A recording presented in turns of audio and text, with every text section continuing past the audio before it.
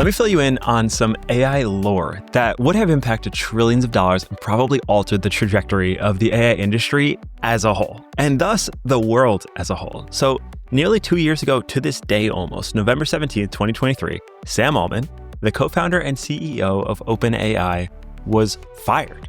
GPT-4 had just come out like 6 months earlier. It was on top of the world, and it was the most exciting company in the world. I mean, we were stoked to be using ChatGPT, OpenAI, and this decision came as a total shock to everyone, myself included, as well as the 700 OpenAI employees that threatened to quit in the case that Sam Altman was not reinstated as CEO.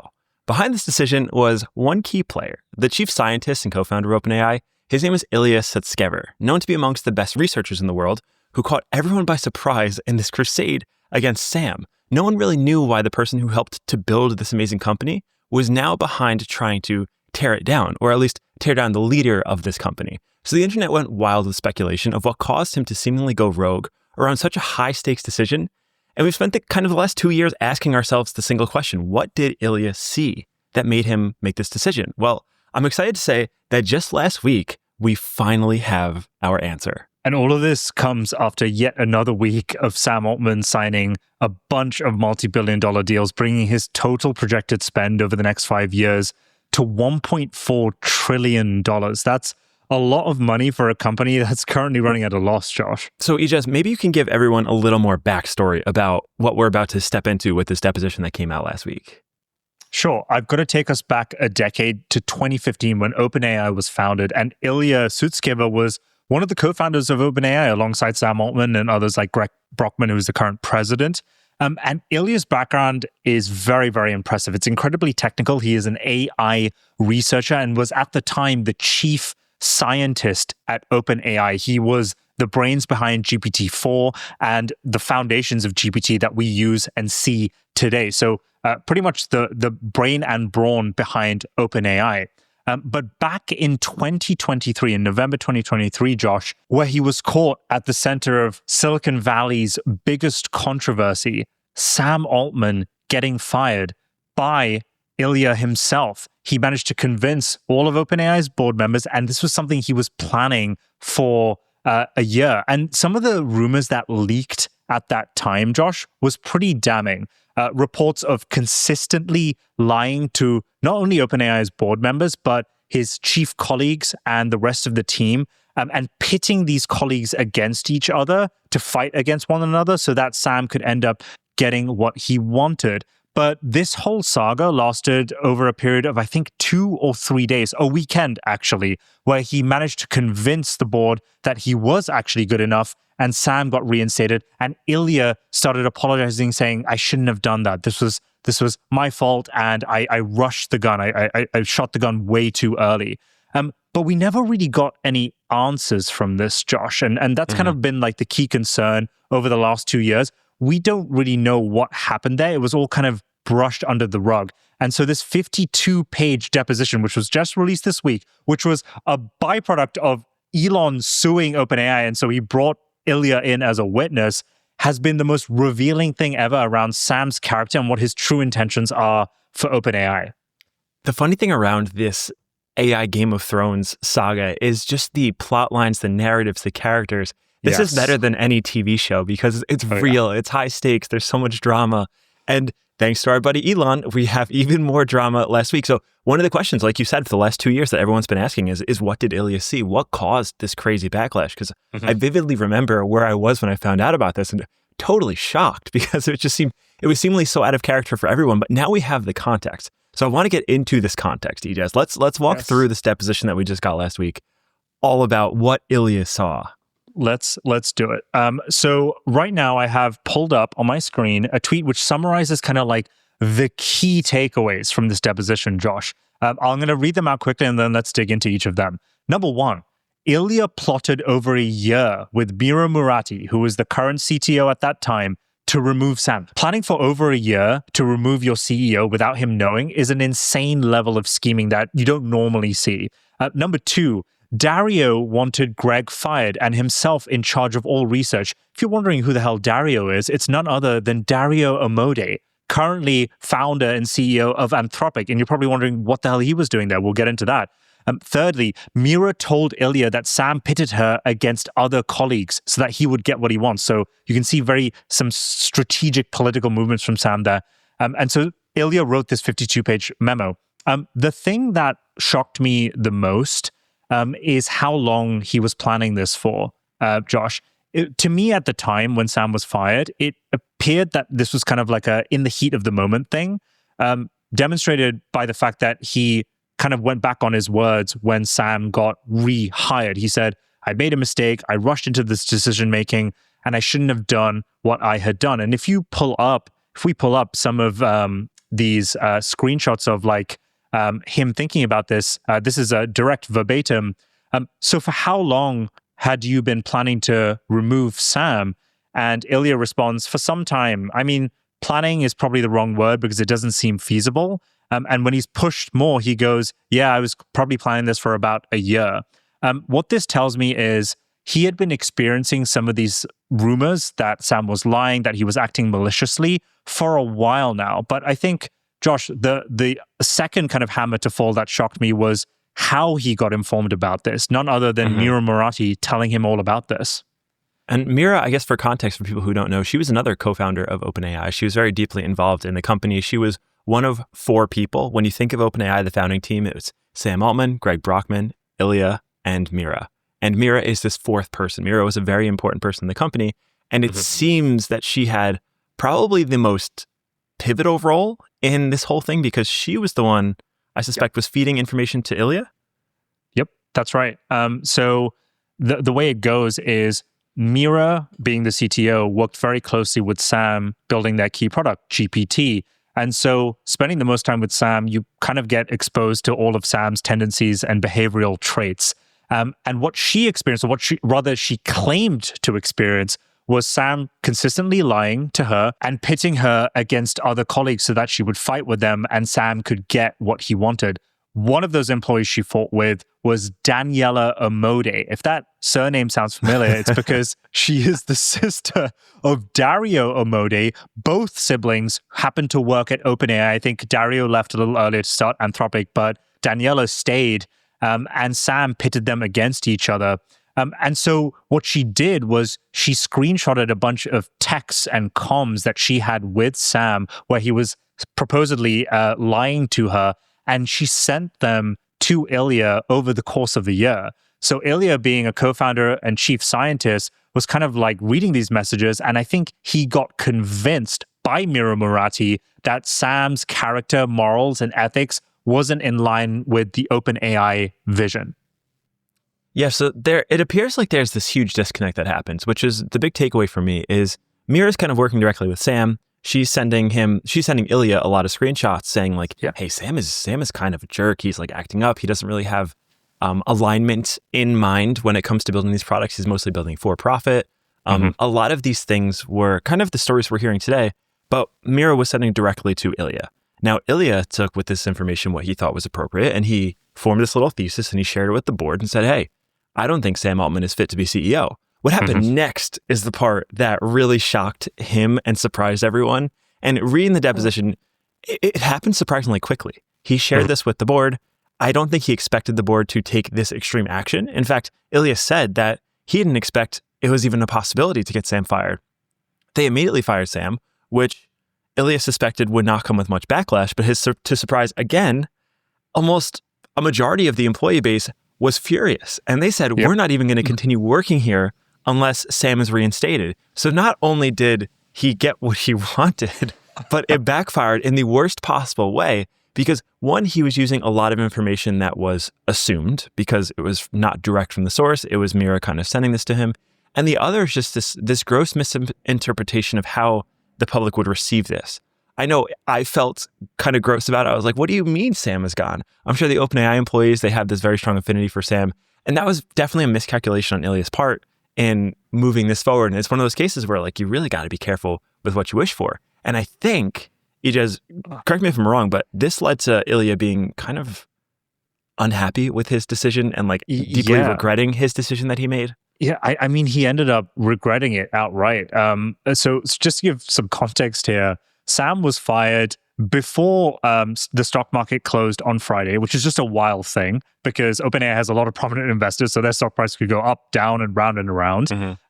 And then by Sunday of that same week, the decision was reversed, and Ilya had come out publicly saying, I had made a mistake and he regrets his actions. So to your point, Josh, I think he was kind of convinced by someone's side of the story, and he didn't make the effort to get Sam's side, which is probably his biggest mistake here. And it's kind of hard not to walk away from this whole scandal and this deposition without thinking that Mira had kind of manipulated Ilya to an extent. She had fed him her version of events, her story, or what she thought Sam was doing, without having any concrete proof on the other side of whether what she was saying was actually true.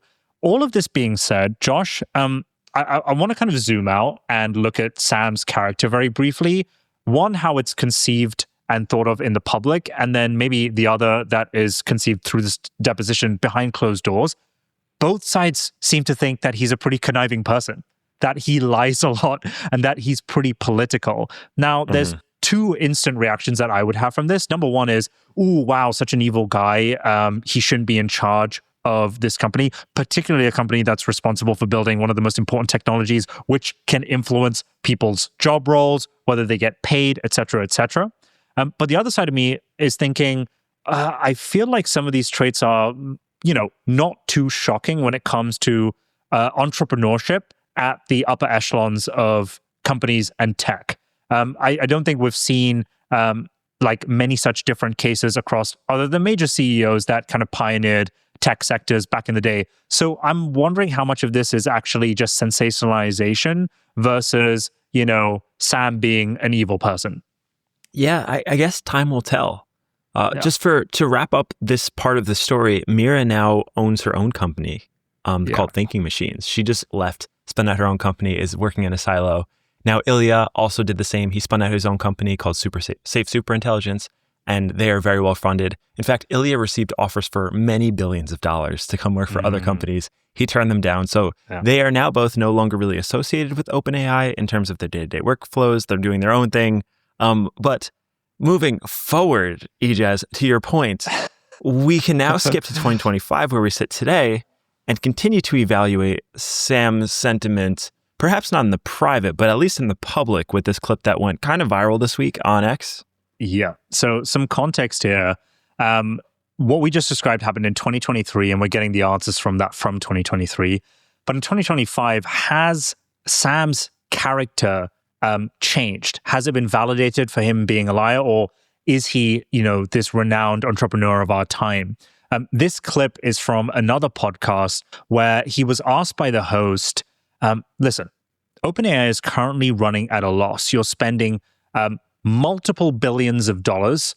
You've committed $1.4 trillion to spend on compute to train and inference all of current and future GPT models. And he asked the simple question, how do you plan to afford this? This isn't a crazy question, by the way. This is a question that any investor would ask of their portfolio company founder. And in this case, the host is a founding investor in OpenAI. So it's a completely valid question. And Sam's response is probably not what you expect. How can the company with 13 billion in revenues make 1.4 trillion of spend commitments? And you've heard the criticism, First Sam. of all, we're doing well more revenue than that. Second of all, Brad, if you want to sell your shares, I'll find you a buyer. I just enough. People are. I think there's a lot of people who would love to buy OpenAI shares. I don't think you would, including myself. Including myself. People who talk with a lot of breathless concern about our compute stuff or whatever that would be thrilled to buy shares. So I think we could sell, your shares or anybody else's to some of the people who are making the most noise on Twitter, whatever, about this very quickly. We do plan for revenue to grow steeply. Revenue is growing steeply. We are taking a forward bet that it's going to continue to grow, and that not only will ChatGPT keep growing, but we will be able to become one of the important AI clouds, that our consumer device business will be a significant and important thing, that AI that can automate science will create huge value. So, there are not many times that I want to be a public company, but one of the rare times it's appealing is when those people are writing these ridiculous OpenAI is about to go out of business and, whatever. I would love to tell them they could just short the stock, and I would love to see them get burned on that. So just an incredibly emotional and visceral response from Sam here. You could probably liken it to kind of like a petulant child that's not getting his way, and he's just like, listen, I'm tired of your stuff. I don't want to listen to you anymore, and I'm just going to throw a tantrum. He does also justify and say that, listen, OpenAI is projected to make way more revenue than you're projecting right now. And me being the CEO has the strategy and plan laid out for how we're going to achieve this. I may not be revealing the strategy right now on this podcast that I'm doing with you, but I have this planned out. But then just the outright kind of request to just short the stock or sell his shares, knowing that this guy that you're speaking to is a founding investor, is just pretty insane and telling of Sam. It's funny. So this is on the BG2 podcast. This is Brad Gerstner. He's one of the founders of Altimeter Cap. They have OpenAI on the cap table. Also, funny that Satya Nadella is here, the CEO of Microsoft. So It was this very interesting interview, and I would recommend going to watch it because you get a lot of context between the dynamics of Microsoft and OpenAI. The defensiveness was a little weird, a little out of character. Brad actually had something to say after the episode was recorded, which was basically him saying like, hey, people are reading too much into Sam being feisty, because people were really freaking out. They were like, guys, Sam is acting like kind of like a child. And maybe it's just, it is difficult to read too much into this. But the sentiment was just like, hey, we laughed afterwards about it. If you listen to his words, here's what he said. He kind of explains what he said, walking through revenues. And it's basically an apology and kind of like trying to make things right, where he concludes it with, I'm still a buyer, DM me if you are selling. And I mean, do I agree? Not entirely. Do I understand where he's coming from? Absolutely.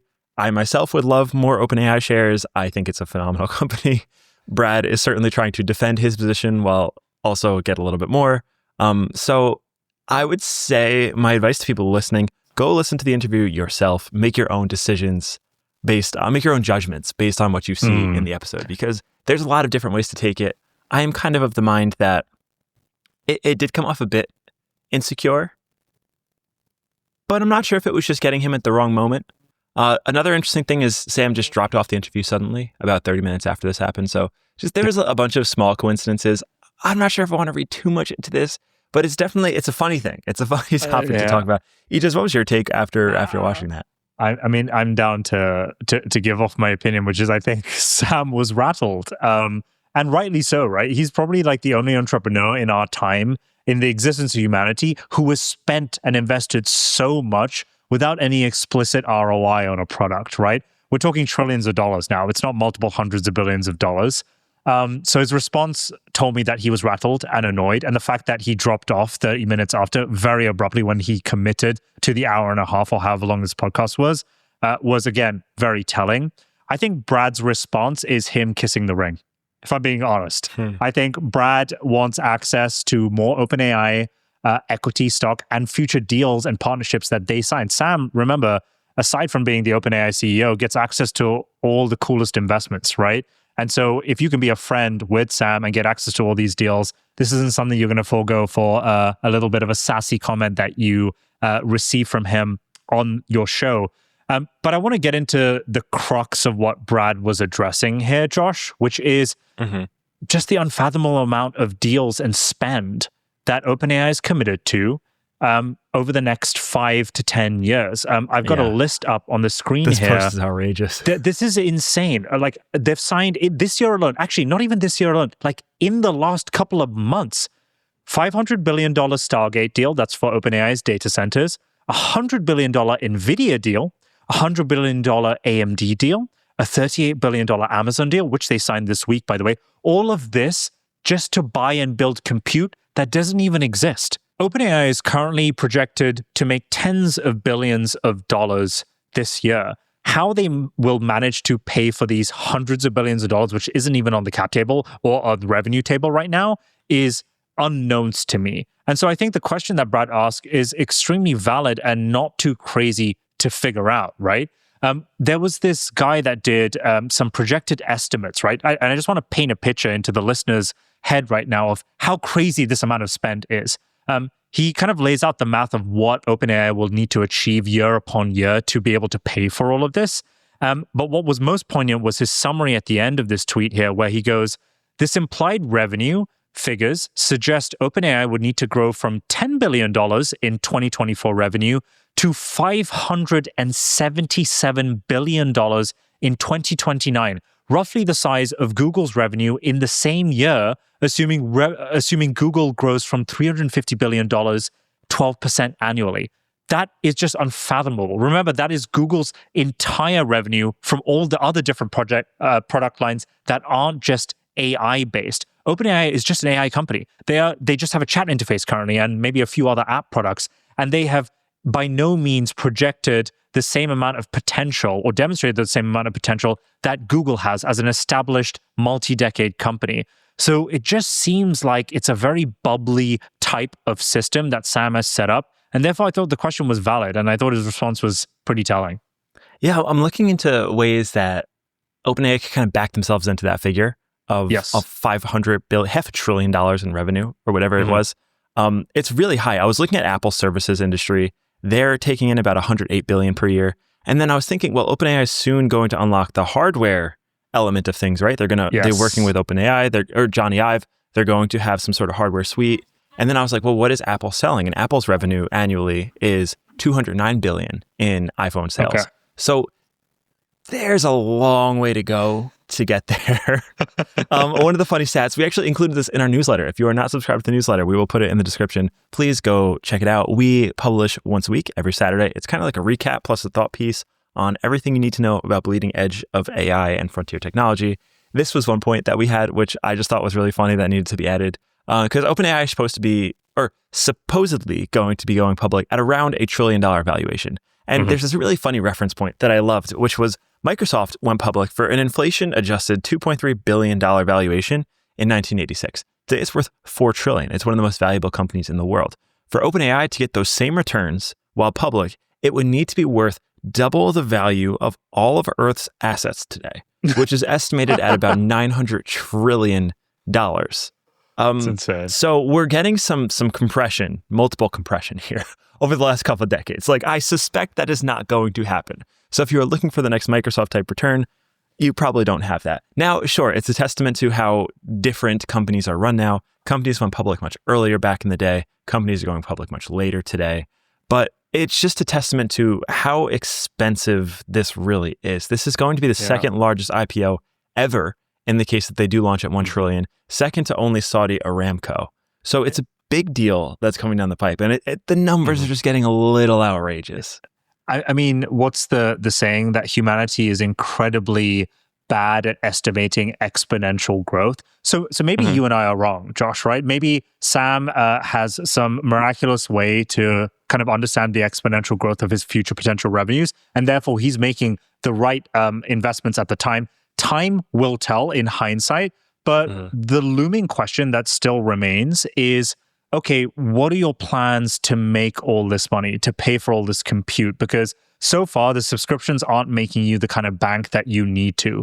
And the answer, Josh, might not be one that we like, might be ads. Switching on ad revenue. Now, this is a model which basically keeps the entire internet economy alive. It's the reason why you and I and everyone else can get access to these products for free, that can read information for free, but it's never actually for free. We have ads being kind of plugged into every part of our social media experience, to every website that we go to. Ads kind of pay the bills when it comes to internet companies for most of the part. And so ChatGPT has kind of been rumored to be switching on ads, but as of last week, a bunch of leaks came out that apparently this is most certainly the plan, and they're going to be turning it on pretty soon. And so the question then becomes, well, how are they going to do this? What kind of data are they going to kind of like use to kind of like create personalized ads? And then you kind of step back and realize that OpenAI has probably the richest, most revealing data set for every single internet user that has ever lived and probably also died than any other company has ever had. If you think about Facebook, they get access to likes, they kind of see some of your comments, but nothing flows quite as rich and experientially as ChatGPT. Josh, I don't know about you, but like ChatGPT knows everything about me, probably more than my own entire family knows about me. It knows more about my personal habits, my memories that I talk to it about, my history in such rich context. So I had imagined that if they were to turn on an ad product, they'd be able to sell me ads, but also not so explicitly like a social media company would. Imagine scrolling TikTok and you see these kind of like placement ads and you're like, I know this is an ad. Let me go through it. But what about if it's ChatGPT, someone who you've known to trust and that you've learned to grow with, that kind of subtly shills you products in the advice that you're requesting and asking for? That kind of like crosses the line of like being like kind of unethical in a way, but maybe that ends up becoming the norm. And from the advertiser's perspective, you can imagine they want this more than ever. They would probably stop paying Meta and Google for ads and start paying all of that for ChatGPT and OpenAI if they can get better ad placement and more conversion into people buying their products. Mm-hmm. Yeah, well, when it comes to ads, I think it's important to approach this topic by removing any preconceived notions that you have about ads. Because advertising is a very kind of gross, icky word that a lot of people don't like. They think ads, they think, ooh, I don't want that. I don't want any sort of ads in my life. The reality is that ads are not always bad. There are wonderful ads. In fact, I think of all the places where ads exist, Meta and Instagram in particular has kind of figured this out, where ads can actually serve you good quality content, whether it be like just an interesting video that you like from a company that sponsored it, or a product that you'll actually like because they have this deep understanding. And a lot of ads are garbage, of course, but there's a world in which ads are getting better. And OpenAI, by having all of this memory, all of this context about you, is able to make ads that you actually want. So a lot of time and effort is spent in making decisions online. Like there, a lot of these really popular review sites like Wirecutter or whatever other review sites exist, they get hundreds of millions of impressions every month. And you kind of see this with tech YouTubers. A lot of consumers are looking for answers on what they should buy. Mm-hmm. And if a system comes along that has all of the context of what you like, all of your preferences, and has all the knowledge of these reviewers, well, it can tell you what to buy without needing to put in all of the extra effort of making the decision yourself. So granted, the word ad has become this icky thing, but I suspect that if it's done tastefully, if it's done using the context in the correct way, it can actually absolve users of a lot of this mental load, which is deciding what needs to be purchased, when it needs to be purchased. If I could just kind of turn on this thing that could get all of my subscriptions taken care of, that can cancel it when I stop using things, that can tell me which products are best for what I'm interested in, I don't hate it. And if OpenAI is going to collect some revenue off of the fees associated with those sales, I don't think that's a terrible way to go. Okay, well, that's the big question, right? Are they going to do it tastefully? I agree with you that like ads in general, if they can be worked off of more personalized data, means that you and I do fewer clicks. I don't want to be scrolling a bunch of Google search ranked websites to find the thing that I'm looking for. I would love if you kind of prompted it and gave it to me. But what we've seen repeatedly with ad models in existing social media companies is at some point they kind of cross a line where they're like, okay, I'm just going to like try and sell you as much as I can. Like for example, Instagram Reels. We went from having no ads to now sponsored Reels, like kind of every third reel. TikTok is the same. So I think we're going to see this arc of any company that turns on ads to eventually kind of like inundate you with it to some extent, just to kind of like meet a certain shareholder or projected revenue goal. That's just me with my pessimistic take, right? The optimistic take, of course, is the ads that you'll be served, as you said, will be more relevant to you. It'll be more useful to you. It'll be tailored towards your budget and your wallet so that you're not overspending on things. And that's, a real problem that you see with other kind of like ad models that are being seen. So there's the optimistic take. Given that we've spent half this episode describing judging kind of Sam's ethical behaviors and putting that into question, I don't know whether OpenAI is going to do it super tastefully, but my hope is that they will. The other side of this, Josh, is like, okay, these are rumors, but like, is there any evidence behind like OpenAI actually kind of like prepping themselves for ads? And the answer, in my opinion, is yes. They have all the infrastructure and apps to kind of like enable this, and they've been hiring the right kinds of people. Just to run you quickly through this, Josh, they've hired a small army of ex-Meta ad and monetization people. So on the show, we've mentioned the CEO of OpenAI Applications, Fiji Simo. She is ex-Meta and specialized in ads and products at Meta. She recently hired a VP of tech that's going to work alongside her. Guess what, Josh?